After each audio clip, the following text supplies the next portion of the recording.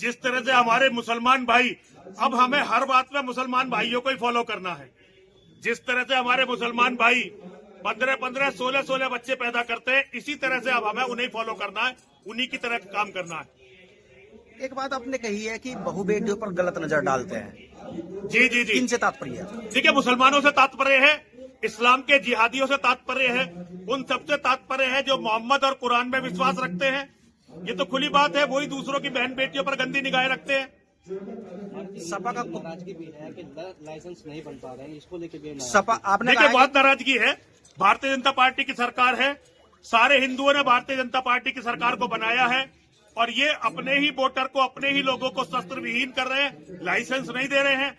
तो मैं तो हर जगह जहां भी जा रहा हूं यही कह रहा हूं कि सब लोग सरकार पर दबाव बनाए कि सरकार ज्यादा से ज्यादा हिंदुओं को लाइसेंस दे।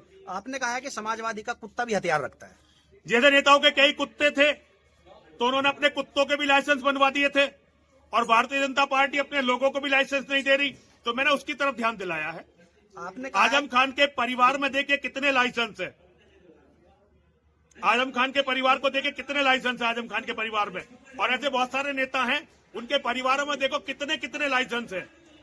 आपने कहा है कि तलवारों से क्या होगा, आतंकवादियों जैसे हथियार रखो। बिल्कुल बिल्कुल, तलवारों से क्या होगा।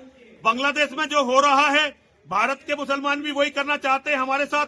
जब लाखों की तादाद में, हजारों की तादाद में मुसलमान हमारे घरों को घेरेंगे तो उस समय तलवारें क्या करेंगी। तलवारों की कोई जरूरत नहीं, उस समय बड़े हथियार होंगे, वही हमें बचा पाएंगे। किस तरह का हथियार? जैसे तो ये हथियार वही होने चाहिए, बड़े हथियार, जैसे बड़ी बड़ी बंदूकें, राइफल, जो अच्छे हथियार है, ऑटोमेटिक हथियार, वो होने चाहिए बचाने के लिए, वो हमें मिलने चाहिए। बजरंग दल जैसे संगठन से काम नहीं चलेगा, ISIS जैसे संगठन मैंने कहा है हमें हर बात में मुसलमान भाइयों को फॉलो करना है। अब बजरंग दल जैसे संगठनों से कोई काम नहीं बनने वाला, हमें संगठन ऐसे बनाने पड़ेंगे जैसे मुसलमान भाई तालिबान और ISIS बनाते हैं। इसी तरह के संगठन हिंदुओं के होने चाहिए, मैंने ये कहा है, और मैं अपनी बात पर बिल्कुल अडिग हूँ। जब इतने बड़े हथियार रखे जाएंगे तो उससे तो कत्लेआम होगा। कत्लेआम की क्या जरूरत है, आत्मरक्षा के लिए चाहिए हथियार। कत्लेआम क्यों करना चाहते हैं आप, फिर तो आप मुसलमान हो गए। कत्लेआम मत करिए, लेकिन आत्मरक्षा के लिए हथियार रखिए।